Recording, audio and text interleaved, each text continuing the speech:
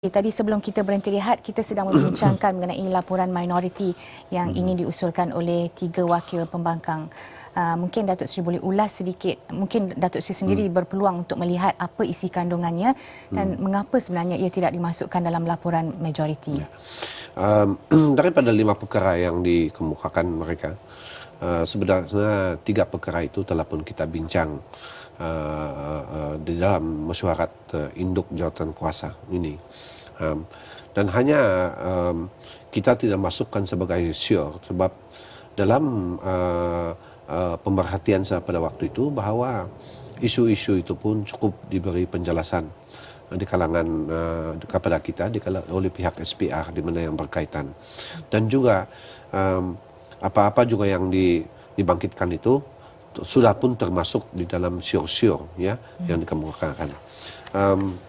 Satu misalnya ada 5 perkara saja actually dalam kertas yang 4 lembar ini yang disebut dia sebagai laporan minority, laporan minority macam cukup betul-betul minority lah sebab 4 perkara, 5 perkara saja, dan ada juga tercatat satu pembetulan kawasan simpadan. Ini telah dibangkitkan dalam mesyuarat, tapi pihak SPR telah penuh jelaskan dan saya juga membantu untuk mengupasnya bahawa ini soal pembetulan ini adalah dalam satu kawasan tersebut mereka ini harus dipindahkan dalam simpadan baru pada 204 ya. Tapi tidak dipindahkan dan mesti mengundi di dalam kawasan yang asal dia. Okey. Jadi lepas tahun pada kali ini SPR apabila meneliti peta sebenar, misalnya katakan satu jalan 16.2 jalan 16.2 di Petaling Jaya, setengah jalan itu masuk wilayah, setengah jalan itu di bawah Selangor. Okey. Jadi pada masa itu kalau ikut nama jalan saja dan seterusnya, maka kali dia termasuk dalam kawasan Selangor. Tapi apabila ditelitikan dengan mapping semua betul, computing the boundary betul-betul ya, maka diorang ini termasuk yang sebelah wilayah punya. Jadi ini kali dia kasih betul lah. Jadi pembangkang mengatakan tidak boleh, ini harus pergi parlimen. Tapi di bawah akta SPR, di bawah peraturan 23 kalau saya tidak silap, membolehkan SPR untuk membetulkan. Tapi mereka tak boleh terima itu. So, itu ada kami dah bincang, itu bukan perkara baru. Satu lagi soal perkara 42,000, kami dah bincang di panjang lebar. 42,000 yang disebut diragui, dan ini kami telah nasihatkan SPR sendiri pada waktu itu untuk pamerkan untuk pembetulan. Okey. Tetapi tempoh untuk melakukan itu tidak mencukupi kerana apabila kita cek ada yang berumur 95 tahun. Okey misalnya, dan di kawasan Kangar ahli jawatan kuasa tersebut dia ada pergi periksa sebahagian nama yang di kawasan dia, dan dia katakan itu manusia, itu anggota, itu ahli, itu masih lagi wujud. Ya? So you cannot simply therefore kill. Nah, I think more time for pameran or to panggil mereka ini melalui wakil rakyat masing-masing, tidak kira siapa, untuk memastikan adakah sebenarnya ini wujud, because SPR tidak boleh sewinang-winangnya hanya kerana orang tak dapat datang untuk melaporkan diri bahawa kita sewinang-winang. So itu kami dah bincang, bukan perkara baru ini, dan saya harap pada waktu itu pembangkang boleh terima sudah, tapi nampaknya tidak dapat. Dan seandainya dua lagi, yang ketiga ini yang dikatakan bertentangan dalam kad pengenalan yang dia harus lelaki tapi salah jantina. Saya rasa ini sekedar untuk pembetulan saja. Kalau kita selidiki betul-betul di sini, maka salah taruh angka. Kalau you datang pergi mengundi dan di sana mengatakan you ini adalah lelaki, tetapi perempuan yang datang, dan immediately you akan disakiti, betul. Okey. So saya rasa ini salah dari segi inputting data. Tapi apa yang penting kita boleh pamerkan ini dan melalui SPR dan betulkan. Okey. Ini tidak berapa dibangkitkan dalam mesyuarat. Kalau dia membangkitkan, maka saya boleh pada waktu itu mengatakan, diorang kata ada kes seperti ini. So saya tidak dibekalkan dengan lebih dalam bahawa numbers dia banyak dan mengatakan 15,000 dan tahu perlu mau cek dulu data ini. Dan yang terakhir tu isteri anggota polis yang didaftarkan sebagai pengundi pos. Kami Jawatankuasa telah memutuskan dalam laporan pertama bahawa bagi polis dan tentera tiada lagi undi pos, dia mesti undi awal, terbuka seperti pengundian biasa, terbuka kecuali yang bertugas di persimpadanan. Jadi isteri mereka pun ikut begitu. So this is a non-issue sama sekali. Tak ada, walaupun nama mereka mesti tersinarai di dalam undi pos, tapi pada masa pengundian akan datang, isteri ataupun suami, asal dia satu orang daripada mereka adalah tentera atau polis, undi awal. So this is a non-issue, dan menjadi satu bahan untuk saya rasa dikatakan dalam 4 hal ini laporan minoriti untuk dipaksa dimasukkan dan dengan mengubah usul tersebut adalah dalam pandangan saya apa yang dibuat oleh speaker itu adalah tepat pada interpretasi peraturan-peraturan tetap. Biasanya usul katakan supaya laporan ini diterima. Ini laporan dia. Okey. 18 dipersetujui 100%, 4 majoriti, tapi ini laporan satu saja. So harus terima dulu ini, bahas ini, dan apa-apa pertambahan pihak pembangkang boleh katakan laporan minoriti untuk mereka ingin tambah, file kepada speaker satu usul, dan jika dibenarkan boleh bahas dan boleh luluskan diterima ataupun tidak. Begitu cara-cara di tempat lain. So speaker adalah tepat dalam hal ini, yaitu tak boleh ubah itu usul untuk menerima laporan. You have to do a separate usul untuk laporan tambahan ataupun laporan minority.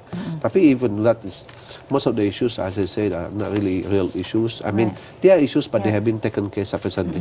And ada cadangan-cadangan berkaitan dengan SPR misalnya yang boleh mengatasi perkara-perkara yang dibangkitkan. Dia valid tetapi dia already inside there dan bukan perkara-perkara pokok. Okey, tapi macam yang kita cakap tadi dalam laporan majoriti ini dah dimasukkan dissenting views tadi. Memang. Jadi apa pentingnya is the importance of the minority report compromise, because seperti yang saya lihat dah termasuk dissenting views tu dalam laporan majoriti. Saya katakan tadi, kalau kita sebut laporan minority ini betul-betul minority sebab sebahagian not valid anymore. Ada yang perkara satu saja yang baru, yaitu perkara jantina. Yang lain itu telah kita pun address di dalam di situ. Okey. Dalam soal pelaksanaan sure ini pasti pun akan cover soal umur 100 tahun dan mereka yang 42,000 yang diragui ini. So there's not much actually in the minority report. It's really truly minority. Okay. Adakah Datuk Seri melihat ini kemungkinan ini sebagai salah satu taktik ataupun helah pembangkang ataupun golongan yang berkepentingan tertentu untuk memanjangkan kempen mereka untuk menghakis kepercayaan awam terhadap? Saya rasa saya kongsikan pandangan yang sama seperti itu sebab saya melihat dalam perjalanan mesyuarat sepanjang 6 bulan tidak hebat juga politik walaupun ada percanggahan, kadang-kadang saya benarkan, tetapi percanggahan pada masa pembentangan itu saya nampak lebih berasas kepada sekedar antik ataupun hal politik daripada hal konten gitu. But how would you describe the relationship antara semua ahli jawatankuasa semasa proses 6 bulan ini sebenarnya cukup bagus. Banyak kali juga bertengkar. Okay, sebab memang berbeza pandangan. But for the better good. Yes. But I always give space to them. And I said, after dengar dua-dua, and then I say, come on lah, important thing is tema rujukan kita boleh capai, tugas-tugas yang kita beri. Dan I said, bila sampai penghujung nanti, saya benarkan untuk berbeza pandangan. Okay?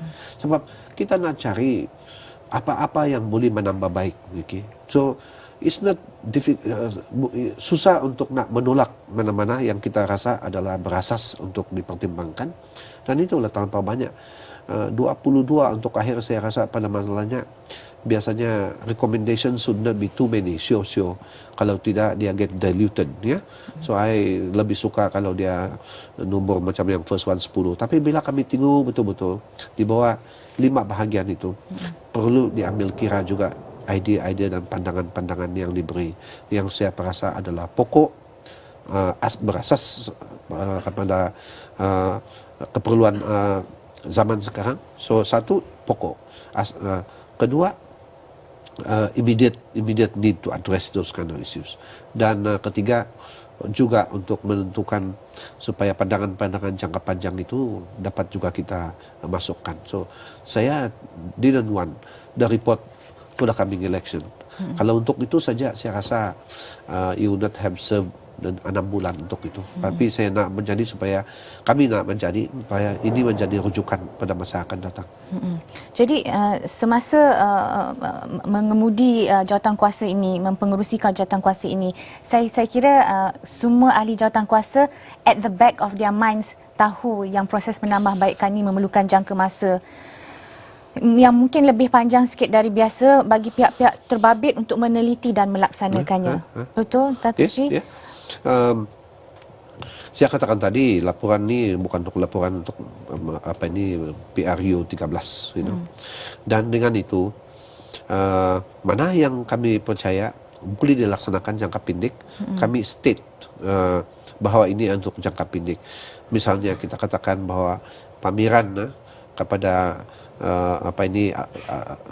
pengundi-pengundi yang bertindih alamat itu harus dilaksanakan dalam tempoh 45 hari lepas jawatankuasa ini dibentang. So, mana yang kami percaya perlu disegerakan, kami begitu spesifik, 60 hari ke 45 hari untuk dilaksanakan. Ataupun kita katakan untuk pilihan raya yang kali ini. So ada diselitkan jangka masa Ada. Yes, ada yang spesifik dan ada yang kita katakan ini untuk jangka panjang. Okey. Dan itulah kita buat laporan separuh panggal itu, iaitu 10 daripada cadangan-cadangan yang kita kemukakan itu, dan seperti dawat, ya, dan kira-kira 6 daripada sana sudah dilaksanakan. Sebab kita rasa ini jangka pendek boleh dilaksanakan. Okey. Tapi ada beberapa yang sukar, iaitu pengundi di luar negara. Nah, dalam sini pun berbeza pandangan kami. Ada yang mengatakan undi pos, tapi sebelah katakan undi awal. Undi awal, bagaimana buat undi awal, ya, 222 peti undi dan seterusnya, kawasan untuk disediakan. So belum kemas kini kami telah serahkan kepada SPR meneliti ini dan mencari jalan apa yang terbaik, ya, untuk dilaksanakan. Ada yang cepat kita buat, misalnya media, media supaya ahli-ahli media yang bertugas pada masa pilihan raya dibenarkan undi pos. Okey. Pihak pembangkang mengatakan tidak mau undi pos, mesti mau undi awal. Tapi ahli-ahli media yang terlibat mengkali dikatakan antara 8 sampai 10 ribu. Dan untuk mau undi awal, kalau di Kuantan dia 2 orang saja kan, 4 orang saja kan, untuk pergi mengundi di situ adalah amat menyusahkan. So sebagai langkah pertama saya katakan buka dulu, kasih mereka mesti boleh mengundi sebagai hadir di tempat mereka mengundi, katakan pulang Kuantan, okay? Tapi sekurang-kurang dia boleh juga undi sebagai undi pos, okay? Supaya bubar saja dan dia boleh mendaftarkan diri untuk menjadi pengundi pos, dan lepas nanti tanam calon, maklumat-maklumat tambahan bolehlah dibekalkan untuk dia mengundi secara pos. Kalau tidak, mereka yang bertugas media daripada Semenanjung tapi kena suruh hantar ke Lundu kan di Sarawak dan tiada peluang. So kami buka, tapi pembangkang tidak setuju. Dia kata bahawa harus undi awal, kami tidak mau undi pos. Tapi pembangkang kerajaan teruskan, dan itulah antara yang 4 yang mereka tak setuju tu.